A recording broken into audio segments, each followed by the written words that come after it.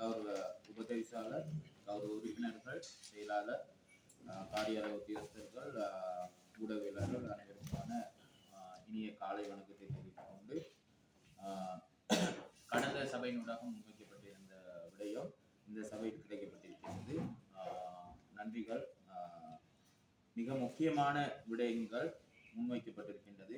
அதாவது மஸ்கெலியா பிரதேச சபைக்கு அதிகார பிரதேசத்துக்கு உட்பட்ட மரே, பொரஸ், நல்ல தண்ணி, மஸ்கெலியா நகரம், மொக்கா, குயின்ஸ்லேட் மற்றும் ப்ரோன்லோ பிரதேசங்களில் ஆபத்தான மரங்கள் தொடர்பாக எனது பிரேரணையை முன்வைக்கின்றேன். இந்த பிரேரணையை ஒருவர் வழிமொழியுமாறு. நன்றிகள்.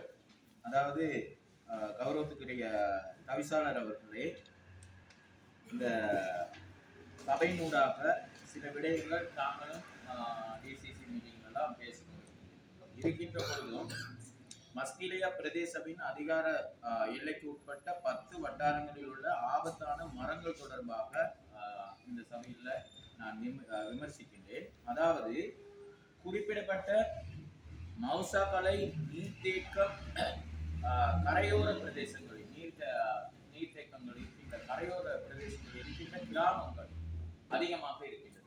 இந்த கிராம பிரதேசங்களிலே உள்ள வீடுகள் அதிகமாகவே இருக்கின்றது. அதாவது குறிப்பாக சொல்லப்போனா ப்ரோன்லோ குடியிருப்புகள் அதிகமாக இருக்கின்றது. அதாவது ப்ரோன்லோ, பொரஸ், மரே, மொக்கா, குயின்ஸ்லேட் போன்ற பல்வேறுபட்ட ஏந்து பிரதேசமாக இருக்கின்றது. அதாவது நீரேந்து பிரதேசத்திற்கு அண்மையில் இருக்கின்றது.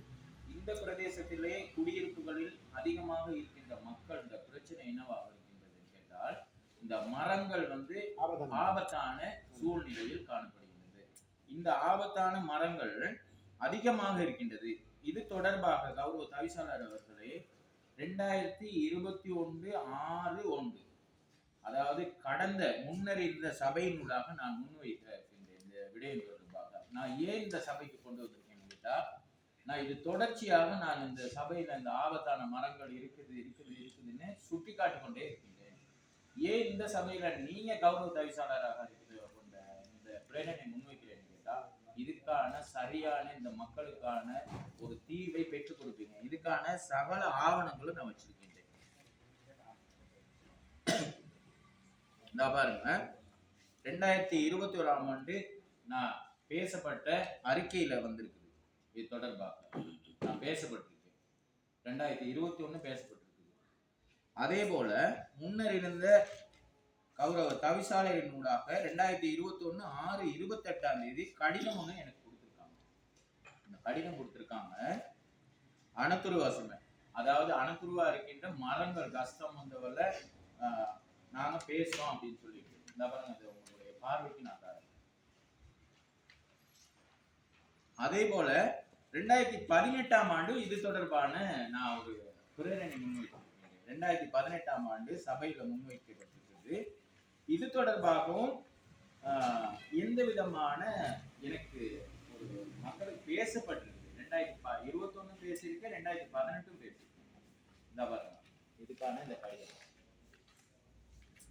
ஏன் இதை முன்வைக்கிறோம்னு சொல்லிட்டீங்கன்னா, அந்த நேரத்திலையும் புரஸ்ல இருக்கின்றது வீடுகள். புரஸ்ல கௌரவ உறுப்பினர் இருக்காரு, பாலகுமார் இருக்காரு, அவருக்கும் இந்த பிரச்சனை வந்திருக்கும். புரஸ்ல அந்த குறிப்பிடப்பட்ட வீட்டுக்கு பகுதியில என்ன சொல்லியிருக்காங்கன்னா, மாயம் ஒண்ணு வச்சுட்டு போயிருக்காங்க எலக்ட்ரிசிட்டி போர்டுல. இந்த வீட்டு பகுதியில இருக்கவங்க நீங்க வெளியேறுங்க. வீடு இருக்க அரைவாசி வரும். அரைவாசி எஸ்டேட்டுக்கு சொன்னா அரைவாசி எலக்ட்ரிசிட்டி போர்டு. அவ எப்படி மரத்தை வெட்டுங்கன்னு சொன்னா மரத்துக்கு உத்தரவாதம் இல்லை, இடத்துக்கு தான் சொல்றாங்க. இப்படி பல பிரதேசங்கள்ல இருக்குது.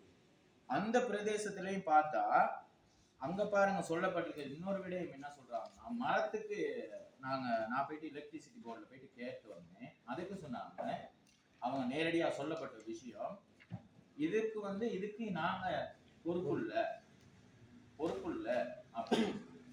அண்மையில நீங்களும் வந்திருந்தீங்க, இந்த இங்க மரம் அதுக்கு பிறகு கிராம நிலையத்துக்காக போடப்பட்டதுக்கு பிறகு இந்த தகவல் என்னன்னு கேட்டா, மரம் விழுந்து ஆபத்துகள் ஏற்படுமாய்தான் அதுக்கான முடிவுகள் எடுக்கப்படும் அப்படின்றதுதான் முடிவாக இருக்கு. அப்ப மரம் ஆபத்தான மரங்களை பத்தி சொல்லல, மரம் விழுந்து உயிரிழப்புகள் இருந்தாதான் ஏதாவது நடக்குன்ற மாதிரி தான் அவங்களுடைய பதில்கள் காணப்படுகிறது. அப்ப இது தொடர்ச்சியாகவே கௌரவ உறுப்பினர் நான் என்ன சொல்லிக்கிட்டு இந்த சபையிலே முன்வைக்கின்றேன், இதுக்கான உறுதியான தீர்வை நீங்க பெற்றுக் கொடுக்கணும் அப்படின்றத நான் எதிர்பார்க்கின்றேன். ரிகார்டன்ல பார்த்தோம்னு சொன்னா, ரிகார்டன்ல பாருங்க, அந்த வீடியோ ஒருத்தர் இருக்கின்ற கூட நன்மனு போயிட்டு பாட்டு வந்தோம். இப்ப அண்மையில அடிச்ச அந்த டிக்வா சூறாவளியின் பின்னர் சில மரங்கள் என்ன செஞ்சப்பட்டுருச்சுன்னா சாஞ்சிருச்சு. அந்த சாஞ்சி வீடுகள் கடைகள் எல்லாம் உடைஞ்சிருச்சு. அதே போல சீத்தக்கங்குள பிரதேசத்துல கௌரவ உறுப்பினர் வரல, சீத்தக்கங்குள பிரதேசத்துல இருக்குது பாடசாலைக்கு அருகாமையில ஒரு, நான் நினைக்கிறேன் அது வளர்த்த பெரிய மரம், 4-5 மரங்கள் காணப்படுகின்றது. அந்த மரங்களை வெட்ட சொல்லி நாங்களும் சொல்லிக்கொண்டே இருக்கோம். அந்த பிரதேசத்துல இருக்கிற பாடசாலை மாணவர்கள் 240 பேர் இருக்காங்க. அந்த பாடசாலை அந்த விளையாட்டு மைதானத்தில் விளையாண்டு கொண்டிருக்காங்க. ஏதாவது ஆபத்துகள் நடைபெறுமானால் எமது சபையவே அந்த விஷயம் சாரும் என சொல்லிக் கொள்ளலாம். அது இல்லாம இந்த குயின்ஸ்லாண்ட் மற்றும் நாங்க எனது வீடு குடியிருப்பு இருக்கின்ற பிரதேசத்தில் இவ்வாறான பல மரங்கள் காணப்படுகின்றன. அண்மையில இந்த கிரேஜில் இருக்கின்ற ஆனந்தன் அவருடைய கிரேஜுக்கு வீட்டுக்கு பக்கத்துல இருந்துச்சு ஒரு மரம், அது நல்ல நேரம் ஆபத்தை ஏற்படுத்தல, எந்த விதமான பிரச்சனை இல்லாத வகையில மரம் என்ன செஞ்சிருச்சு, சாஞ்சிருச்சு. அப்படி ஆபத்துகள் நடந்திருந்தா அது ஒரு பேசும் பொருளாக இருந்திருக்கும். மஸ்கிலிய பிரதேசத்துக்கு உட்பட்ட பிரதேசத்துல இப்படி இருக்குது அப்படின்னு சொல்லி. எனவே இத நீங்க கொஞ்சம் தேடி பாருங்க. ஆபத்தான மரங்கள் மஸ்கிலியா வட்டாரத்தில் அதிகமாக இருக்குது. இதற்கான உத்தரவாதம் கௌரவ உறுப்பினருக்கு இருக்கின்ற, கௌரவ தவிசாளருக்கு இருக்கின்ற, உங்களுக்கு இருக்கின்ற அந்த அதிகாரத்துக்கு ஏற்ப உங்களுடைய செயற்பாடுகளை மேற்கொள்ளுமாறு. அதாவது இங்க எங்க சொல்லியிருக்குன்னு கேட்டா 107 பக்கம்